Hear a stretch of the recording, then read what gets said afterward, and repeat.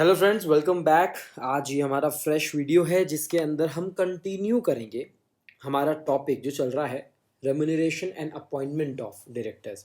Means इस पूरे chapter के अंदर चैप्टर नंबर सेकंड जो डायरेक्टर्स का है आपके सीए फाइनल सिलेबस के अंदर, उसके अंदर ये जो हमारा वीडियो है ये हमारा थर्ड वीडियो है जिसमें हम बात करेंगे। थर्ड वीडियो पूरे चैप्टर का है, सेकंड वीडियो है मैनेजर रेम्यूनरेशन का पार्ट सेकंड है। तो इस पूरे वीडियो के अंदर जैसे टाइटल आपको दिख रहा है, पार्ट टू के अंदर हम सेक्शन 197 को कंटिन्यू करने वाले हैं और साथ में शेड्यूल फिफ्थ को भी कवर करने वाले हैं। तो आइए स्टार्ट करते हैं। मैं आपको बताता हूँ इस वीडियो में हम क्या क्या कवर करेंगे। Let's start.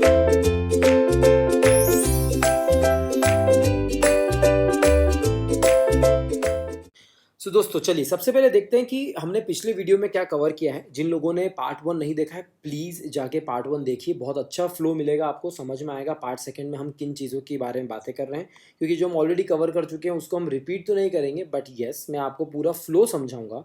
कोई ऐसी बात आएगी तो उसको रेफरेंस के थ्रू हम उसको वहाँ पर ही समझ लेंगे and we will done with it. Okay, so मैं आपको बताता हूँ कि हमने लास्ट वीडियो में कहाँ तक की बात करी थी। हमने बात करी थी 197 को स्टार्ट करा था, 197 का सबसेक्शन नंबर 1, जिसके अंदर हमने बात करी थी सबसे पहले एप्लीकेबिलिटी ऑफ दिस सेक्शन 197 की। ये बोलता है कि हम सिर्फ पब्लिक कंपनी के ऊपर ही अप्लाई होते हैं, प्राइवेट कंपनीज के ऊपर अप्लाई नहीं होते हैं। तो पब्लिक कंपनी के ऊपर है, प्राइवेट कंपनी के ऊपर इसलिए नहीं है कि प्राइवेट कंपनी में मैक्सिमम क्या होता है कि डायरेक्टर्स है, शेयर होल्डर्स सेम लोग रहते हैं, कोई दिक्कत की बात नहीं है। पब्लिक में बाहर के लोगों का, शेयर होल्डर्स का पैसा लगा हुआ है। और ये सेक्शन बात कर रहा है मैनेजरल रेम्यूनरेशन के बारे में, यानी कि रेम्यूनरेशन देना है मींस ये एक तरीके का एक्सपेंस है जो किसके पैसे के साथ में लगा हुआ है, जो शेयर होल्डर्स का पैसा है उसको यूज़ करके यहाँ पर मैनेजर लोग जो है, मैनेजर डिपार्टमेंटल मैनेजर वाले लोग नहीं हैं, यहाँ पर हम बात कर चुके हैं जो हमारे बड़े बड़े एमडी हैं, हमारे होल टाइम डायरेक्टर्स हैं, हमारे यहाँ पर मैनेजर है जिनके पास सब्सटेंशियल पावर है, मतलब कि एग्जीक्यूटिव डायरेक्टर्स और नॉन एग्जीक्यूटिव डायरेक्टर्स की हमने यहाँ पर बात करी थी, राइट। उन दोनों के लिए हमने चालू किया सेक्शन 197 को। तो 197 ने बोला मैं दो चीज़ के बारे में बात करूंगा। पहला मैं बात करूंगा ओवरऑल मैक्सिमम कितना रेम्यूनरेशन दिया जा सकता है, जिसको 11% हमने यहाँ पर देखा था। और दूसरी चीज़ मैं डिस्कस करूंगा कि अगर कंपनी के पास में प्रॉफिट नहीं है, कंपनी लॉस में है, या फिर उसका जो प्रॉफिट है वो इनएडिक्वेट है, तो उस वाली सिचुएशन में क्या होगा, राइट। इन दोनों के बारे में 197 डिस्कस कर रहा था। तो हमने क्या करा लास्ट वीडियो में, हमने सबसेक्शन नंबर 1 को डिस्कस कर लिया। सबसेक्शन नंबर 1 क्लियरली बात कर रहा है ओनली कौन से सिचुएशन के बारे में बात कर रहा है, प्रॉफिट की सिचुएशन में। अगर प्रॉफिट है कंपनी के पास में तो वो 11%, आगे बढ़े हम 5% और 10% के स्टाइल में, और फिर हमने बीच में एक लाइन बनाई और हमने 1% और 3% बनाया। अब आपको पता है ये क्या है, executive director, non executive director, सबके लिए अलग सिचुएशन है। ये ओवरऑल 11% हमने देखा है। इससे बियॉन्ड सर जा सकते हैं क्या? यस, ओआर पास करके। सर सब लिमिट्स के बियॉन्ड जा सकते हैं क्या? यस, एसआर पास करके। ऑलरेडी डिस्कस करके आ चुके हम, ठीक है। पहले क्या होता था, सेंट्रल गवर्नमेंट के अप्रूवल की जरूरत पड़ती थी, अब वो सब हटके किसके थ्रू यहाँ पर रिप्लेस हो गया है, जनरल मीटिंग में स्पेशल रेजोल्यूशन पास करो, आपका काम हो जाएगा, सेंट्रल गवर्नमेंट को परेशान मत करो, ठीक है। सो ये मैंने पूरी रामायण आपको क्यों बताई है, क्योंकि मैं आपको बताना चाह रहा हूँ शेड्यूल फिफ्थ के साथ में जो हमारा कनेक्शन था वो, तो शेड्यूल फिफ्थ हमको समझ में आ गया था कि सिर्फ उस वाले केस में आएगा लॉस में, या फिर इनएडिक्वेट प्रॉफिट के केस में वो सामने आने वाला है, बराबर है। ये दो चीज़ें हमने देखी थी। तो 197(1) प्रॉफिट का केस था, डन। अब हम बात करेंगे 197(3) के बारे में, जो शेड्यूल फिफ्थ के पार्ट 2 के सेक्शन नंबर 2 के साथ में आएगा, बराबर है। ये पूरा फ्लो हम समझ चुके हैं। तो हमें कितनी चीज़ें डिस्कस करनी होगी इस पूरे वीडियो के अंदर, आइए मैं आपको बताता हूं। हम बात करेंगे managerial remuneration by a public company having no profits या फिर इनएडिक्वेट प्रॉफिट। तो सिचुएशन तो क्लियर है। हम यहाँ पर सेकंड सिनेरियो चेक कर रहे हैं, प्रॉफिट वाला सिनेरियो हम यहाँ पर नहीं दे रहे हैं। प्रॉफिट वाले सिनेरियो में तो हमने देख लिया भैया, प्रॉफिट है आपके पास में तो 11% की सीलिंग हमने लगा दी है, ठीक है, उसको आप फॉलो कर लेना, राइट। उसके बियॉन्ड जाना है तो आप जनरल मीटिंग में जाओ, स्पेशल रिजोल्यूशन की जहाँ ज़रूरत है वहाँ एसआर पास करो, जहाँ पर ओआर की ज़रूरत है वहाँ ओआर पास करो। Okay, but what about losses यार? लॉस हो गया इस साल, लॉस हो गया, बट बड़ी बड़ी कंपनी है, टाटा है, बिरला है, लॉस हो गया तो क्या है, बड़े बड़े यहाँ पर चेयरमैन और बड़े बड़े एमडीज है हमारे पास में यार। तो क्या करेंगे भैया, उनको रेम्यूनरेशन तो देनी पड़ेगी। ज़िंदगी भर लगा दिया उन्होंने, कंपनी को बड़ा किया है, एक साल क्या लॉस हो गया तो उनको रेम्यूनरेशन नहीं देंगे क्या? बिल्कुल देंगे। तो उन्होंने बोला कि एक काम करते हैं, चलिए section number 200 and rule number 6। Sir ये कौन सा नया सेक्शन आ गया? ये सेक्शन ना बहुत ही ज़्यादा हल्का सेक्शन है, तो स्टार में हटा देता हूँ। हल्का सेक्शन है और बहुत ही ज़्यादा एक गाइडलाइन देता है आपको मोटी मोटी कि अगर लॉसेज है तो किस चीज़ का आपको ध्यान रखना है। ठीक है, तो सेक्शन 200 और रूल नंबर 6, इन दोनों को हम साथ में 2 मिनट के अंदर समझ लेंगे। फिर हम डायरेक्टली स्टार्ट करेंगे सेक्शन 197 सब सेक्शन नंबर 3 के साथ में, या फिर उसको कहे शेड्यूल 5 का पार्ट सेकंड के साथ में हम स्टार्ट करेंगे सेक्शन नंबर 2, जिसके अंदर इफेक्टिव शेयर कैपिटल मेथड को बात की गई है। तो प्रॉफिट वाले सिनेरियो में कौन सा मेथड था? प्रॉफिट वाले सिनेरियो में नेट प्रॉफिट का मेथड था, जो हम देख के आए। नेट प्रॉफिट को कैलकुलेट कैसे करते हैं? सेक्शन 198 के हिसाब से, लास्ट वीडियो में देख सकते हैं। तो यहाँ पर कौन सा मेथड है? यहाँ पर इक्विटी नहीं, यहाँ पर इफेक्टिव शेयर कैपिटल वाला मेथड है, बराबर है। तो ईएससी लिखा है इसलिए इक्विटी में समझना, इफेक्टिव शेयर कैपिटल वाला मेथड है यहाँ पर। ठीक है, इफेक्टिव शेयर कैपिटल कैसे निकाली जाती है उसका हम डिस्कशन करेंगे, सेक्शन 200 की गाइडलाइन लेंगे, 197(3) को पूरा समझेंगे। क्या 197 सेक्शन इतना ही है क्या? नहीं, उसके अंदर और भी बहुत सारे सबसेक्शन नंबर 15, 16, 17 तक सबसेक्शंस है, तो उन सबको भी हम छोड़ देंगे सर, कि उनसे क्वेश्चन आ जाते हैं, कभी कभी क्वेश्चन आ जाते हैं, तो रिमेनिंग सबसेक्शंस को कवर करेंगे बच्चों। एंड एट लास्ट हम देखेंगे कि सर पार्ट 2 शेड्यूल 5 के अंदर आपने जंप कराया और आपने बोला कि सिर्फ पार्ट 2 पे ही हमको फोकस करना है, करा हमने। सर इसके अंदर यहाँ पर टोटल 5 सेक्शंस थे, 1, 2, 3, 4 और 5। ये तो आपने बोल दिया प्रॉफिट का है, ये आपने बोल दिया है सर लॉस के लिए है, बराबर है। तो सर इन 3 का क्या होगा? तो इन 3 को भी यहाँ पर समझाऊंगा, रिमेनिंग सेक्शंस ऑफ पार्ट 2 और शेड्यूल 5।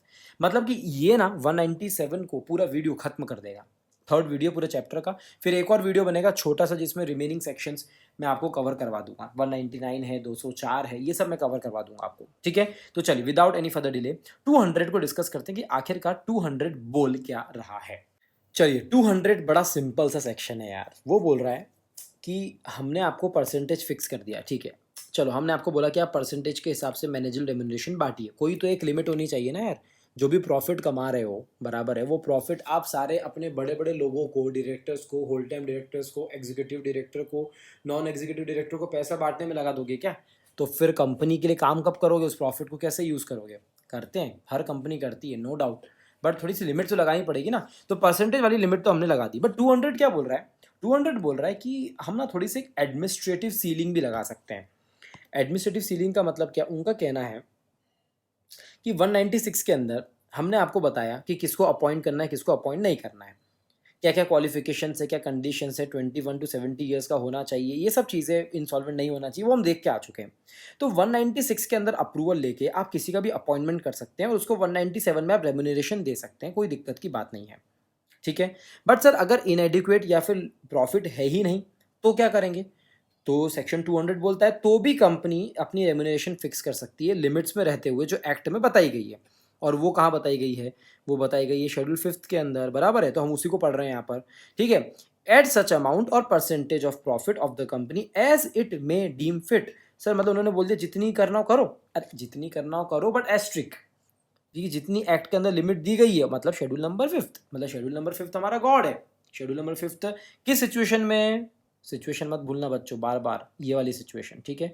इस वाली सिचुएशन के अंदर हालत तो वैसे पतले हैं, दिक्कत तो है ही पैसे की, तो भी रेम्यूनरेशन देना है। शेड्यूल नंबर 5 को, शेड्यूल नंबर 5 को, शेड्यूल नंबर 5 को 3 बार बोला है, इसी को फॉलो करना बस, और किसी को फॉलो नहीं करना है आपको, लॉस की सिचुएशन में या फिर इनएडिक्वेट प्रॉफिट की सिचुएशन में। ठीक है, तो एक एडमिनिस्ट्रेटिव सीलिंग भी बताता है ये कि भैया एक स्टैट्यूटरी सीलिंग के साथ में एडमिनिस्ट्रेटिव सीलिंग भी होनी चाहिए। ठीक है, वो एडमिनिस्ट्रेटिव सीलिंग क्या है आपको समझ में आएगा। ठीक है, बट एक इंपॉर्टेंट डेट आ रही है, इंपॉर्टेंट डेट आ रही है 12 सितंबर 2018 के बाद में, ऐसी सिचुएशन में जहां पहले सेंट्रल गवर्नमेंट की परमिशन लगती थी, अब नहीं लगेगी। ठीक है, तो ये बात हम ऑलरेडी पढ़ के आ चुके हैं, आपको बता चुका हूँ, बट सब कुछ हम कवर कर रहे हैं। तो देखिए उन्होंने क्या बोला, एडमिनिस्ट्रेटिव तरीके से जब भी आप रेम्यूनरेशन फिक्स कर रहे हैं ना, तो इन चीज़ों का भी ध्यान रखिए। सिर्फ परसेंटेज बना के दे दिया, कुछ भी दे रहे हैं, कैसे भी दे रहे हैं, नहीं नहीं नहीं नहीं, एडमिनिस्ट्रेटिव तरीके से सोचिए। 200 बड़ी अच्छी बात कर रहा है, क्या बोल रहा है भैया, कंपनी की फाइनेंशियल पोजीशन को ध्यान में रखना। वो जो इंडिविजुअल है जिसको आप पैसा दे रहे हो, क्या वो और कोई कैपेसिटी में, और कोई कैपेसिटी में होल टाइम डायरेक्टर है, क्या होल टाइम डायरेक्टर के अलावा वो और कोई कैपेसिटी में रेम्यूनरेशन या कमीशन ड्रॉ करता है क्या?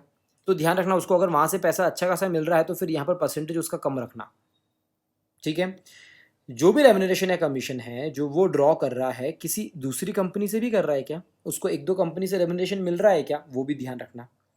उसकी प्रोफेशनल क्वालिफिकेशन क्या है, एक्सपीरियंस क्या है, उसका भी ध्यान रखना। ये आपको समझ में है कितने किस तरीके से एक एडमिनिस्ट्रेटिव तरीके से यहाँ पर सोचा जा रहा है। सिर्फ परसेंटेज 11% फिक्स हो गया। अगर आपके कंपनी में एक ही एग्जीक्यूटिव डायरेक्टर तो 5% दे दिया, एक से ज़्यादा है तो उन सबको मिला के 10% से ज़्यादा नहीं दे सकते हो। नॉन एग्जीक्यूटिव है, पार्ट टाइम है तो 1% दे सकते हो। ये चीज़ हमने देखी ना।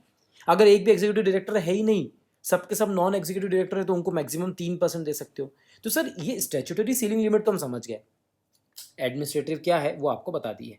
दूसरी कंपनी से रोकड़ा आ रहा है क्या, दूसरी कैपेसिटी में रोकड़ा कमा रहा है क्या, कंपनी की खुद की पोजीशन क्या है, उसका क्वालिफिकेशन क्या है, उसका प्रोफेशनल तरीके से एक्सपीरियंस कितना है, वो सब बताओ। तो 200 बोला, मैं अकेला नहीं हूँ, मेरे साथ में रूल 6 भी है। रूल 6 भी थोड़ी अच्छे अच्छे पॉइंट्स बताता है। क्या बताता है कि भैया फाइनेंशियल पोजीशन कंपनी के देखना है, कौन से ईयर्स की, पिछले 3 फाइनेंशियल ईयर की। 3 फाइनेंशियल ईयर से आप पोजीशन देख लो भैया कंपनी की कैसी पोजीशन है, फाइनेंशियल और ऑपरेटिंग परफॉर्मेंस कैसी रही है। ठीक है, तो रेम्यूनरेशन जा रहा है करोड़ों का। एग्जाम्पल देता हूँ, 50 करोड़ का प्रॉफिट था, 50 करोड़ के प्रॉफिट में मैक्सिमम 11 करोड़ ही ला सकते हैं हम। ठीक है, इसको इजी कर देते हैं। 100 करोड़ का प्रॉफिट था, 11% मतलब 11 करोड़ ही रेम्यूनरेशन जा सकता है, बराबर है। अगले साल प्रॉफिट आया, लेट्स से बहुत ही कम मिनिमम इंक्रीज हुआ, ठीक है, 111 करोड़ रुपए का। अगले साल और गए तो 120 करोड़ रुपए हो गया। तो देखिए प्रॉफिट तो कम कम जा रहा है, बट 11% के हिसाब से फिक्स रेम्यूनरेशन जा रहा है। तो ये बोलना चाह रहे हैं रूल नंबर 6 कि आप एक रिलेशनशिप बनाना किसके बीच में, कि आप रेम्यूनरेशन कितनी दे रहे हो और परफॉर्मेंस में इंक्रीमेंट कितना हो रहा है कि नहीं हो रहा है। ठीक है, उसके मद्देनजर रखते हुए सिर्फ आग बंद करके 11% बांटे जा रहे हो मैक्सिमम, जरूरी नहीं। देखिए 11% की सीलिंग है, देना ही है, जरूरी नहीं है, तो आप कम भी दे सकते हो। ठीक है, तो रेम्यूनरेशन और परफॉर्मेंस को रिलेट करना। और क्या बोल रहा भैया, प्रिंसिपल ऑफ प्रोपोर्शनलिटी चेक करना। आपकी कंपनी के अंदर एक रेटिंग का सिस्टम होना चाहिए जो आपको बताएगा कि आपके जो एग्जीक्यूटिव डायरेक्टर्स हैं उनकी रेम्यूनरेशन और दूसरे डायरेक्टर्स के रेम्यूनरेशन के बीच में क्या रेशियो है। पता चलेगा ना, 11 करोड़ जा रही है एग्जीक्यूटिव को और बाकी छोटे छोटे जो डायरेक्टर्स हैं उनको हम सिर्फ 50 लाख की रेम्यूनरेशन दे रहे हैं। तो एक ये रेशियो भी पता होना चाहिए कितना डिफरेंस चल रहा है। ठीक है, ओके। जो पॉलिसी है वो अगर डायरेक्टर्स की पॉलिसी अलग है एम्प्लॉय की पॉलिसी से, तो क्यों अलग है उसका एक्सप्लेनेशन हमको चाहिए रहेगा। अगर डायरेक्टर्स को सिक्योरिटी होल्ड करते हैं, कोई ऑप्शंस होल्ड करते हैं, तो वो शेयर्स अगर प्लेज्ड है तो उन सब की भी हमको इन्फॉर्मेशन चाहिए रहेगी। ठीक है, तो रूल नंबर 6 थोड़ा और डीप जा रहा है सेक्शन नंबर 200 के अलावा।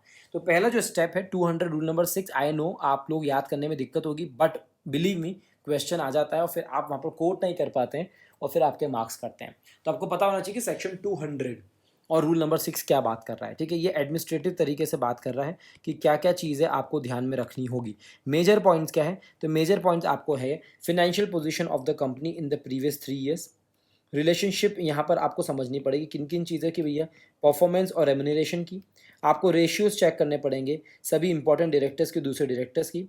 पॉलिसी अगर अलग अलग है एम्प्लॉयज़ की डायरेक्टर्स की तो उसका एक्सप्लेनेशन चाहिए और सिक्योरिटीज़ चाहिए। रूल नंबर 6 बहुत ही ज़्यादा इंपॉर्टेंट है, क्या क्या चीज़ें चेक करनी चाहिए। ये क्वेश्चन अगर आ गया तो आपको रूल नंबर 6 को पूरा कोट करना पड़ेगा। ठीक है, एंड बिलीव मी बच्चे बहुत मॉड्यूल में बहुत सारा पोर्शन छोड़ के जाते हैं क्योंकि बड़े बड़े ब्लॉक्स हैं, बड़े बड़े पैराग्राफ्स लिखे हुए समझ में नहीं आते, तो उनको आप न छोड़ें। इसलिए इन वीडियोस को आपके लिए बनाया गया है फ्री ऑफ कॉस्ट, जिससे आप पढ़ सके अच्छे से। ठीक है, चलिए अब हम डाइव करते हैं हमारे मेन पार्ट पे, जो है सेक्शन 197 का सबसेक्शन नंबर 3।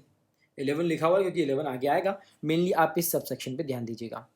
मतलब कि सर आप ये बोलना चाह रहे हैं कि अब कंपनी के पास में प्रॉफिट कम है,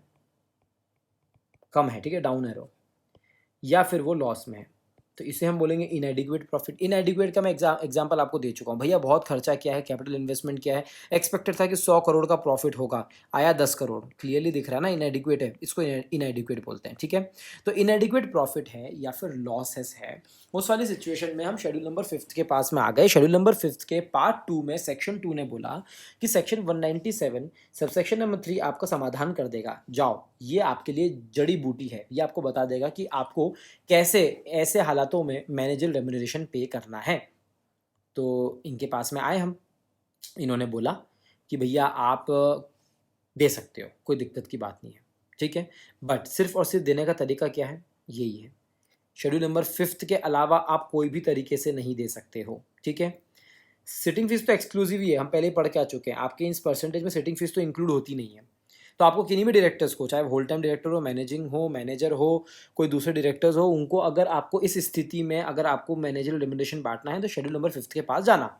तो एक बात तो क्लियर रख लो, शेड्यूल 5 क्या है भैया, शेड्यूल 5 गॉड है इस सिचुएशन में, गॉड गॉड गॉड।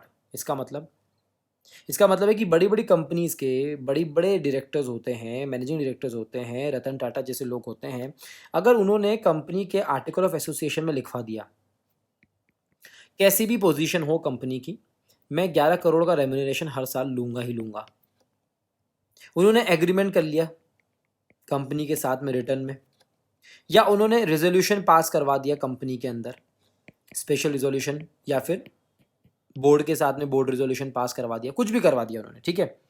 और उन्होंने इनमें से कोई भी तरीके से अपना रेम्यूनरेशन फिक्स करवा दिया, या फिर ऐसा अमाउंट तय करवाया जो शेड्यूल 5 अलाउ नहीं करता है। तो क्या ऐसा हो सकता है क्या?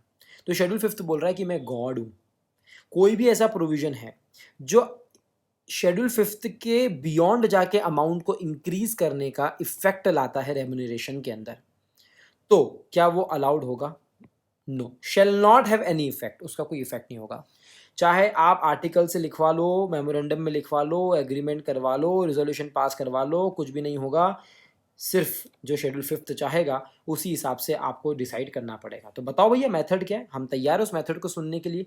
ये सुंदर सी टेबल है जो इसका मेथड है बच्चों। उन्होंने बोला है कि भैया प्रॉफिट तो है ही, तो नेट प्रॉफिट का तो तरीका आप अपनाना मत, है ही नहीं आपके पास में, तो फिर क्या है? तो हमारे पास हमारी शेयर कैपिटल है। तो इफेक्टिव शेयर कैपिटल के हिसाब से एक काम करते हैं कि हम यहाँ पर लॉस की सिचुएशन में हम आपको एक काम करते हैं, यहाँ पर मैनेजर रेम्यूनरेशन देंगे। तो क्या तरीका है? तो उन्होंने बोला दो तरीके हैं, ए एंड बी। ए के अंदर यहाँ पर टेबल दी गई है, इफेक्टिव शेयर कैपिटल की टेबल है यहाँ पर, ठीक है। और बी में कुछ यहाँ पर 4 कंडीशन है इंपॉर्टेंट, ठीक है। तो इन दोनों को ही कंप्लीट करना पड़ेगा, ठीक है, दोनों का ध्यान रखना पड़ेगा आपको। तो ए तो देखो, देख लो भैया ए। अब let me tell you before starting this table, effective share capital कैसे कैलकुलेट की जाती है, I am going to tell you. पहले हम टेबल देख लेंगे, और ये जो फिगर्स आपको दिख रहे हैं ये अमेंड होने के बाद में फिगर्स है। पहले क्या होता था, इन फिगर्स के ऊपर भी अगर आपको जाना है, इन फिगर्स के ऊपर भी अगर आपको जाना है तो आपको सेंट्रल गवर्नमेंट की अप्रूवल लेनी पड़ती थी। अभी ऊपर देख के आए ना, 200 बोल रहा था भैया, सेंट्रल गवर्नमेंट की अप्रूवल लेनी पड़ेगी आपको, बट अब वो हट चुका है, तो स्पेशल रिजोल्यूशन से काम हो जाएगा। तो सर अगर हम ऐसे लॉस की सिचुएशन में भी अगर हम इस टेबल से बाहर निकलते हुए अमाउंट्स को पे करना चाहेंगे तो क्या हम स्पेशल रिजोल्यूशन के थ्रू कर सकते हैं क्या? यस बच्चों, कर सकते हैं, वही आपको बता रहे हैं यहाँ पर, ठीक है। देखो क्या लिखा है, हाउ एवर, टेबल बताई नहीं मैंने, how ever the remuneration in excess of above limits may be paid if the resolution is passed by the share holders is a special resolution. Special resolution से हमारा काम हो जाएगा, इनके ऊपर भी अगर हमको जाना है तो, ठीक है। तो इस बात का आप ध्यान रखना, इसको मैंने हाईलाइट कर दिया है। और हम आगे आते हैं हमारे टेबल पे। अब देखिए ये क्या बोल रही टेबल, नॉर्मल से स्लैब रेट बनाया है कि अगर आपकी इफेक्टिव शेयर कैपिटल नेगेटिव है, नेगेटिव मतलब जीरो के नीचे है, ठीक है। अभी हम देखेंगे इसका फॉर्मूला क्या है इफेक्टिव शेयर कैपिटल का, ठीक है। सो क्या बोल रहे हैं कि अगर आपकी इफेक्टिव शेयर कैपिटल नेगेटिव है या फिर 5 करोड़ है, तो यहाँ लिखते जाते हैं हम, नेगेटिव टू 5 करोड़, दूसरा है 5 से 100 करोड़, तीसरा है 100 करोड़ से 250 करोड़, और इनका कहना है 250 करोड़ से ऊपर। तो हम आपका कैसे क्या लिमिट तय करेंगे? So limit of yearly remuneration payable shall not exceed कितना भैया? सो अगर आपकी 5 करोड़ तक की ही शेयर कैपिटल है तो आप 60 लैक्स तक ही दे पाएंगे। मतलब सर जो पहले 11% परसेंटेज के हिसाब से थी वो तो हट चुकी है क्योंकि प्रॉफिट वाला सिनेरियो नहीं है, तो एक लिमिट सेट करनी पड़ेगी ना, 60 लाख। 100 करोड़ तक की अगर आपकी शेयर कैपिटल है तो आप 84 लैक्स टोटल मिला के, टोटल है सब कुछ, 100 से 250 करोड़ है तो 120 लैक्स, और 250 करोड़ से ऊपर है तो कैसे डिसाइड करेंगे हम? 250 करोड़ से ऊपर है अगर तो 120 लैक्स जो ऊपर वाला है, ठीक है, plus 0.01% of the effective capital in excess of 250 crore. इसका मतलब कैसे कैलकुलेट करेंगे भैया? 250 करोड़ तक का 120 लाख तो तय हो गया, ठीक है। अब मेरी इफेक्टिव शेयर कैपिटल है कितना? 270 करोड़, तो 20 करोड़ एक्स्ट्रा है, तो 20 करोड़ का 0.01% इसमें ऐड कर दिया जाएगा। ठीक है, उतना टोटल जो भी आएगा वो मैं यहाँ पर दे सकता हूँ। क्वेश्चन आते हैं, बड़े सिंपल आते हैं। क्वेश्चन आंसर का एक मैं अलग से वीडियो बनाने वाला हूँ, सो आप चिंता मत करिए। सारे क्वेश्चंस अच्छे अच्छे पास एग्जामिनेशन के होंगे या किसी के भी होंगे, हम उसको वहाँ पर डिस्कस करेंगे। ओके, चलिए, तो ये हो गए टेबल। अब उनका कहना है कि इफेक्टिव शेयर कैपिटल को आप कौन सी डेट पे चेक करेंगे, तो उन्होंने कहा कि जिस साल में आप रेम्यूनरेशन दे रहे हो ना, उसका प्रीसीडिंग फाइनेंशियल ईयर का लास्ट डे पे हम खड़े हुए हैं। ठीक है, मतलब कि अगर मुझे 1920 फाइनेंशियल ईयर के लिए देखना है रेम्यूनरेशन कितनी दूँ, तो मैं 31 मार्च 2019 को देखूंगा कि इफेक्टिव शेयर कैपिटल मेरी कितनी थी। सर क्वेश्चन ये आता है कि व्हाट इफ ये हमारा फर्स्ट ईयर इनकॉर्पोरेशन का, पिछला साल कुछ है ही नहीं, तो कोई बात नहीं, जिस डेट पे हम अपॉइंटमेंट कर रहे हैं, मतलब जिस डेट पर हमने अपॉइंट किया था इन लोगों को, उसी दिन हम इफेक्टिव शेयर कैपिटल ले लेंगे as on the date of such appointment. कोई टेंशन वाली बात नहीं है। स्पेशल रिजोल्यूशन वाला पॉइंट हमने चेक कर लिया है। आगे sir what if the period is less than 1 year, अगर सर 1 साल से कम का पीरियड है तो हमको पता है भैया प्रो रेटा बेसिस पे हमको करना रहेगा। ठीक है, इसका मतलब कोई मैनेजरल पर्सन अगर 1 साल से कम साल के लिए, मतलब कि लेट्स से वो 7 मंथ्स के लिए ही उसको यहाँ पर लिया गया था या 7 मंथ्स ही रहा है वो, तो हम क्या करेंगे, कुछ नहीं, प्रो राटा बेसिस पे कर लेंगे ना यार। 60 लाख 12 महीने के लिए, हमको 12 महीने के लिए नहीं चाहिए, हमको 7 महीने के लिए चाहिए, उतना कैलकुलेट करके पे कर देना प्रो राटा बेसिस पे। ठीक है, अब आ जाओ मेन मुद्दे पे, इफेक्टिव शेयर कैपिटल कैसे निकाली जाती है। देखिए हम शेयर कैपिटल कैलकुलेट कर रहे हैं, सिंपल सी बात है। तो हमारा पेड अप शेयर कैपिटल तो आएगा ही सही, उसमें हमारा शेयर प्रीमियम अकाउंट है हम उसको ऐड कर देंगे, हमारे जो रिजर्व एंड सरप्लस है उनको हम ऐड कर देंगे, जो हमारे सिर्फ लॉन्ग टर्म लोन्स हैं या फिर हमारे डिपॉजिट्स हैं हम उनको यहाँ पर ऐड कर लेंगे। इतनी चीज़ें तो हम ऐड कर लेंगे। क्या हटा देंगे उसमें से, हम उसमें से हटा देंगे कोई भी इन्वेस्टमेंट है किसी तरीके का, एक्यूमुलेटेड लॉसेस है तो हम उनको हटा देंगे, और ऐसे प्रिलिमिनरी हमारे एक्सपेंसेस जिनको अभी तक रिटर्न ऑफ नहीं किया था उनको भी हम यहाँ से हटा देंगे, नॉट रिटर्न ऑफ। ठीक है, बराबर है, ये बात समझ में आ गई। सिंपल सा मैंने एक आपको फंडा बता दिया सीए फाइनल में, तो इसमें हम ज़्यादा डिटेल में जाएंगे नहीं, आपको सब पता है कि ये क्यों क्यों होता है। ठीक है, ओके, बट कुछ इनके इंटरनल पॉइंट्स हैं। पेड अप शेयर कैपिटल है तो ऑब्वियसली उसमें आप एप्लीकेशन मनी मत ले लेना, जो एडवांसेस लिए थे वो मत ले लेना। क्यों, ऐसा क्यों कर रहे हैं, क्योंकि उनको हो सकता है कि आपको लौटाना भी पड़े। ठीक है, शेयर प्रीमियम अकाउंट है, कोई दिक्कत की बात नहीं, क्रेडिट साइड में जो भी अमाउंट रखा होगा इस अमाउंट के वो आप ले लीजिएगा। रिजर्व एंड सरप्लस लेना है तो रिवॉल्यूशन रिजर्व मत ले लेना। Long term loans and deposits की बात कर रहे हैं, मतलब कि जो 1 साल के बाद में रीपेबल होंगे, इसका मतलब है कि किसी भी तरीके का वर्किंग कैपिटल लोन लिया जाएगा क्या, नहीं। ओडी लिया जाएगा क्या, नहीं। उनके ऊपर जो इंटरेस्ट ड्यू है लिया जाएगा क्या, नहीं। ये सब चीज़ें नहीं ली जाएगी, कोई भी शॉर्ट टर्म अरेंजमेंट नहीं लिए जाएंगे, लॉन्ग टर्म और वो भी 1 साल से ज़्यादा वाले लिए जाएंगे। इन्वेस्टमेंट को हम हटा देंगे, बट सर व्हाट इफ अगर इन्वेस्टमेंट वाली ही कंपनी, उसका काम ही यही है, तो फिर हम उसको नहीं हटाएंगे, क्योंकि वो तो भैया इन्वेस्टमेंट उनका मेन पार्ट है। ठीक है, बस इतनी सी बात है। तो ये पूरा इफेक्टिव शेयर कैपिटल का आपका यहाँ पर क्या हो गया, फॉर्मूला तैयार हो गया। तो अभी तक हमने क्या देख लिया है, अभी तक हमने देखा है कि यहाँ पर मेथड क्या है, उसका हमने सिर्फ ए पार्ट देखा है, बी पार्ट तो देखा ही नहीं है, बी की कंडीशंस हमने नहीं देखी है। ए पार्ट में इफेक्टिव शेयर कैपिटल की हमने यहाँ पर गाइडलाइन देखी है। यहाँ तक हम कैसे पहुंचे थे, 197 सबसेक्शन नंबर 3 हमको लाया था कि शेड्यूल 5th गॉड है, किस सिचुएशन में, इस वाली सिचुएशन के अंदर, और कहीं नहीं जाना है, हमें सिर्फ इसी को सुनना है। इन सब तरीकों से अगर कोई लिमिट सेट कर भी दी गई है तो उसको नहीं माना जाएगा। क्यों, क्योंकि हम सिर्फ शेड्यूल 5th की ही सुनेंगे। उससे पहले 200 और रूल नंबर 6 का हमने यहाँ पर एडमिनिस्ट्रेटिव पॉइंट समझ लिए थे। तो अगर हम पूरा हमारा यहाँ पर फ्लो समझे जो हमारा वीडियो का चल रहा है, कि हमारा पहला पॉइंट यहाँ पर हो चुका है, यस। दूसरा पॉइंट यहाँ पर 197.3 चल रहा है, इफेक्टिव शेयर कैपिटल मेथड हमने देख लिया है। पार्ट बी हमको देखना है। आइए पार्ट बी में आपको बताता हूँ लिमिट बी के अंदर क्या दी गई है, और उसके बाद में हम सिर्फ बचेंगे दूसरे सबसेक्शंस के साथ में। लेट्स सी, चलो आ जाओ फटाफट। तो एनआरसी वाली बात क्या रही सर, ये आप तो पार्ट बी बोलने वाले थे, पार्ट बी बता रहे हैं आपको। उससे पहले एक और पॉइंट है कि ऊपर सेक्शन 200 हो, चाहे रूल 6 हो, बराबर है, और सेक्शन 197 का सबसेक्शन नंबर 3 हो, तीनों चीज़ें हो, बट जिस कंपनी को एनआरसी यहाँ पर बनानी पड़ती है, मतलब कि जो रेम्यूनरेशन कमेटी अगर बनानी पड़ती है तो उसको उनका भी अप्रूवल लेना पड़ेगा, बराबर है। तो वो कैसे चेक करेगी, एनआरसी का क्या पॉइंट देखती है, एनआरसी देखेगी कि फाइनेंशियल पोजीशन क्या है कंपनी की, इंडस्ट्री में क्या ट्रेंड चल रहा है, क्वालिफिकेशन क्या क्या है, एक्सपीरियंस क्या है, पास्ट परफॉर्मेंस क्या है, पास्ट रेम्यूनरेशन क्या है। ठीक है, be in a position to bring out objectivity in determining the remuneration package while striking a balance between interest of the company and the shareholders। ठीक है, एक नॉर्मल सी बात है, वो आप देख लीजिएगा, इतना कोई इंपॉर्टेंट नहीं है। हम लिमिट बी की बात करते हैं।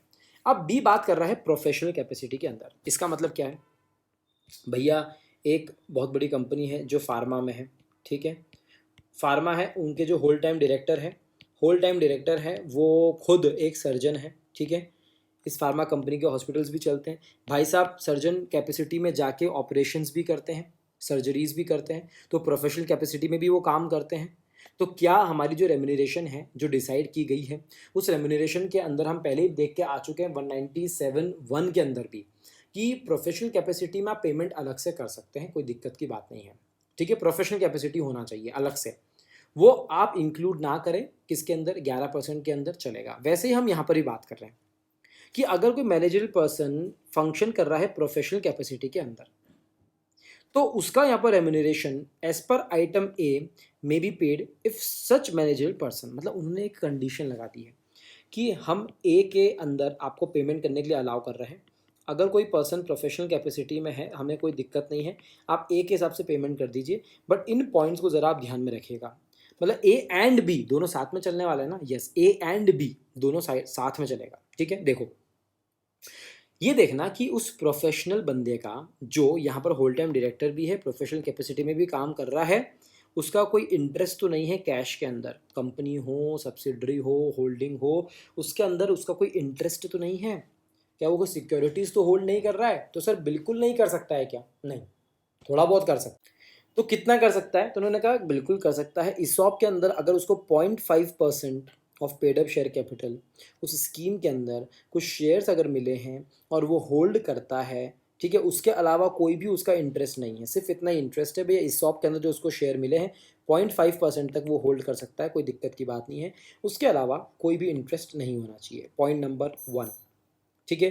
पॉइंट नंबर 2, उसका कोई भी डायरेक्ट या इनडायरेक्ट इंटरेस्ट नहीं होना चाहिए डायरेक्टर और प्रमोटर के साथ में।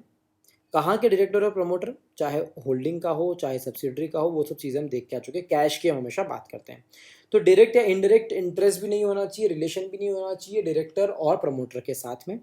पिछले 2 साल की बात कर रहे हैं हम, ठीक है, during the last 2 years before और on after the date of appointment and the last, उसके पास ग्रेजुएट लेवल की क्वालिफिकेशन तो होनी चाहिए, स्पेशलाइज्ड नॉलेज होना चाहिए in the field in which the company operates. थोड़ा ध्यान देना, ग्रेजुएट वर्ड आ गया है, ग्रेजुएट यानी कि लॉस वाली सिचुएशन में या प्रॉफिट इनएडिक्वेट है, ऐसी सिचुएशन में कंपनी रेम्यूनरेशन देना चाहती है, क्या वो ऐसे पर्सन को रेम्यूनरेशन दे पाएगी जो ग्रेजुएट नहीं है, जिसके पास में स्पेशल नॉलेज नहीं है, नहीं दे पाएगी।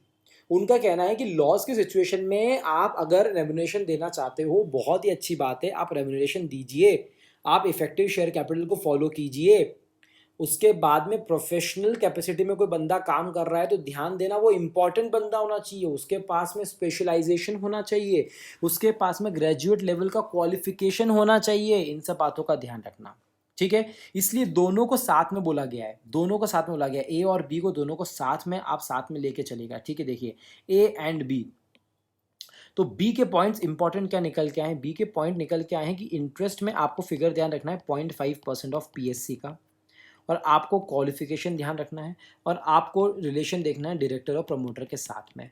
ये सब चीज़ें देखते हुए, ए की लिमिट्स को ध्यान में रखते हुए इसके हिसाब से कैलकुलेशन कर लेना, ठीक है, और आपका यहाँ पर आ जाएगा, आपको एक चीज़ मिल जाएगी कि आपको इस लॉस वाले सिचुएशन में शेड्यूल 5 के हिसाब से या फिर सेक्शन 197 सबसेक्शन नंबर 3 के हिसाब से आपको कितना रेम्यूनरेशन देना है, ठीक है। आई होप आपको ये चीज़ समझ में आ गई होगी इस पूरे वीडियो के अंदर।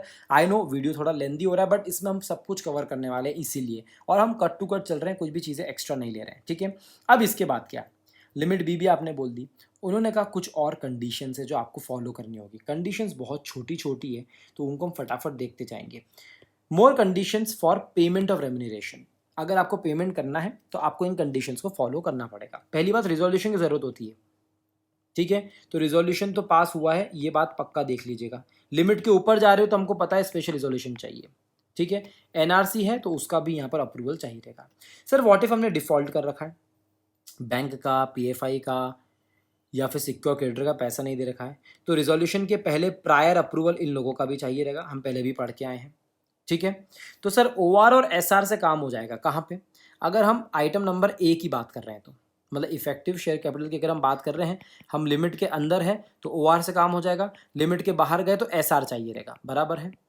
किसके लिए? ए के लिए। और बी के लिए क्या लिखा हुआ है? SR has been passed for payment of remuneration as per item B at the general meeting of the company for a period not exceeding 3 years. 3 साल के लिए आप स्पेशल रिजोल्यूशन पास करिए। अगर किसी प्रोफेशनल कैपेसिटी में अगर आपको पेमेंट करना है किसी बंदे को लॉस की सिचुएशन में, तो आपको स्पेशल रिजोल्यूशन की जरूरत पड़ेगी।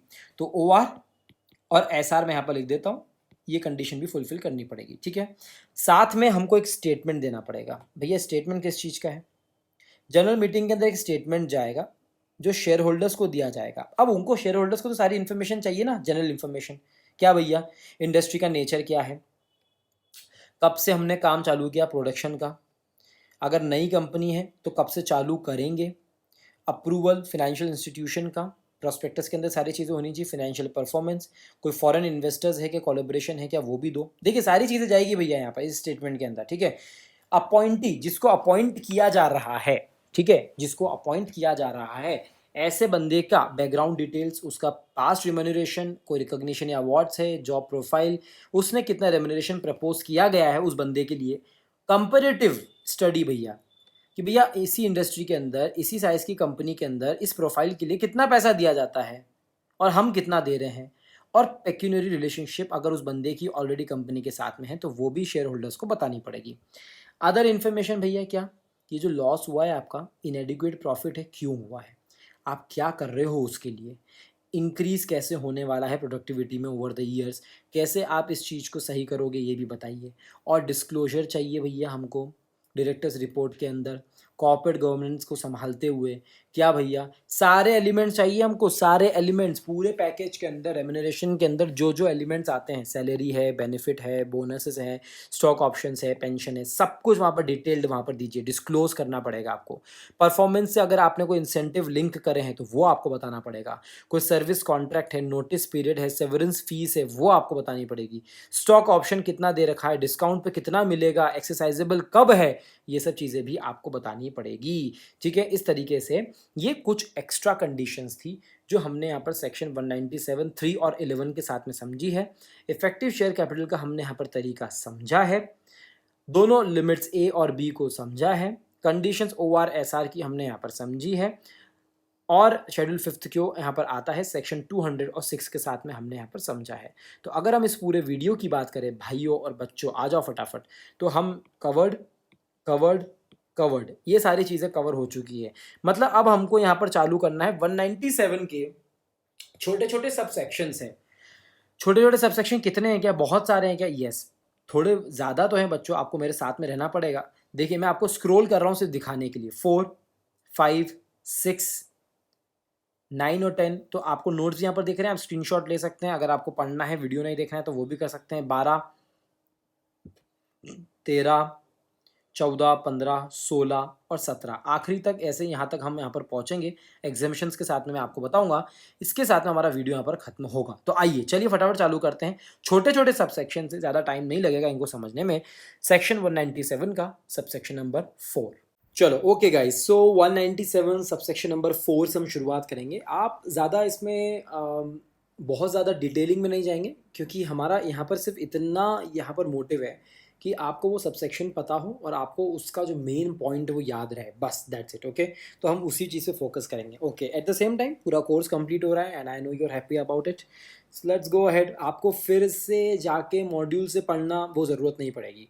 मैंने बहुत बच्चों के कॉमेंट्स पढ़े, उनका कहना है कि सर हमें अलग से मॉड्यूल पढ़ना पड़ता है, ऐसा वैसा। आपके लेक्चर्स में बेस्ट ये होता है कि आप मॉड्यूल को ही भी पूरा रिप्रेजेंट करते हुए नोट्स बनाते हो, और वो शॉर्ट में भी रहते हैं, प्रिसाइज भी रहते हैं, सब कुछ कवरेज भी होता है। तो I think that is the best for you guys. चलो, तो सबसेक्शन नंबर 4 बोल रहा है डिटर्मिनेशन ऑफ रेम्यूनरेशन। अच्छा, आप रेम्यूनरेशन की आपने बात कर ली कि भैया कितना देना है, ये तो बता दिया आपने, कितना परसेंटेज देना है ये हम क्लियर हो चुके हैं। आप तो हमें बताओ हाउ डिटरमाइन कैसे करेंगे भैया, किसको देना है किसको नहीं देना है, ये भी तो पता होना चाहिए। तो उन्होंने कहा है कि जो भी रेम्यूनरेशन पेएबल है आपके डायरेक्टर्स को, उसके अंदर आपका एमडी आ गया, होल टाइम डायरेक्टर आ गया, मैनेजर आ गया, वो सब आप प्रोविजंस के हिसाब से ही करोगे। कौन सा प्रोविजन है भैया? ये हमने 197 का, 196 का, सेक्शन 200 का, 198 for calculation of net profit का, ये सब चीज़ें हमने देख लिया। मोस्ट इंपॉर्टेंट शेड्यूल नंबर 5 का, ठीक है। बट ये सब चीज़ें डिटरमाइन कहाँ से होगी, तो उन्होंने बोला आपके आर्टिकल्स में होना चाहिए, या फिर रिजोल्यूशन के थ्रू होना चाहिए, या फिर आपका आर्टिकल बोले कि स्पेशल रिजोल्यूशन की ज़रूरत है तो स्पेशल रिजोल्यूशन, या वो बोले कि नॉर्मल जीएम के रिजोल्यूशन से काम हो जाएगा तो जीएम का रिजोल्यूशन। सर बोलना क्या चाह रहे हो, आपने ऊपर कहा था कि जैसे शेड्यूल नंबर 5 को हमें फॉलो करना है तो आर्टिकल्स को भी शेड्यूल 5 तो ओवरराइड करता है, कोई रिजोल्यूशन पास करवा रखा है तो उसको भी ओवरराइड करता है। बट सर यहाँ बेसिक बात हो रही है, यहाँ शेड्यूल नंबर 5 की बात नहीं हो रही है। आप बोल रहे हो 197 का सबसेक्शन नंबर 4 है, ये सिर्फ प्रिसाइजली ऐसा बोल रहा है क्या कि मैं सबसेक्शन नंबर 1 को अप्लाई होऊंगा या सबसेक्शन नंबर 3 को होऊंगा, मतलब कि प्रॉफिट के लिए या लॉस के लिए अलग है? नहीं, दोनों के लिए, दोनों सिचुएशन में, कैसी भी सिचुएशन में रेम्यूनरेशन डिटरमाइन करना है तो क्या आपको इनमें से किसी एक की पावर चाहिए रहेगी? बिल्कुल चाहिए रहेगी। ऐसा क्यों बोला जा रहा है? कंक्लूजन में आ जाओ नीचे। Simply stated, board of directors के पास में ताकत नहीं है यार। बोर्ड ऑफ डायरेक्टर्स ही अगर डिसाइड करने लग गए कि हमको खुद को कितना पैसा देना है तो गलत बात है ना। तो उनका कहना है कि हमारा मोटिव ये है कि board of directors can not determine the remuneration payable to the directors. तो पावर्स किसके पास होनी चाहिए? पावर होनी चाहिए या तो आर्टिकल्स के थ्रू या रिजोल्यूशन के थ्रू। पावर होनी चाहिए कि स्पेशल रिजोल्यूशन पास करके इनमें से कोई भी एक तरीके से हम एमआर यानी कि मैनेजर रेम्यूनरेशन को डन कर सकते हैं।